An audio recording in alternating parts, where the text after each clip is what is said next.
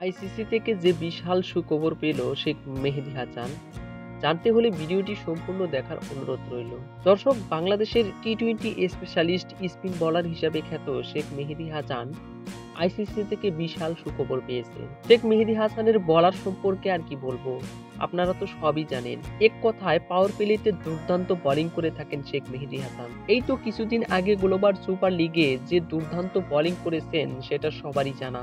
Global super league পার হতে না হতেই আবার বাংলাদেশ ন্যাশনাল টিমের সুযোগ পেয়েছিলেন। অবশ্য বাংলাদেশের অন্যান্য প্লেয়ারদের ইনজুরির কারণে জাতীয় দলের সুযোগ পেয়েছিলেন, আর সুযোগ পেয়েই তেলে বেগুনে জ্বলে উঠেছিলেন এই তারকা বোলার। পাওয়ার প্লেতে সবচেয়ে কার্যকরী বোলার হিসাবে খ্যাত শেখ মেহেদী হাসান ওয়েস্ট ইন্ডিজের বিপক্ষে দুর্দান্ত বোলিং করেছেন। মোট কথায় গ্লোবাল সুপার লিগ ও ওয়েস্ট ইন্ডিজের বিপক্ষে দুর্দান্ত পারফরমেন্স করে 13 ধাপ এগিয়ে টি-টোয়েন্টি বোলিং র্যাঙ্কিংয়ে 10-এ অবস্থান করছে শেখ মেহেদী হাসান।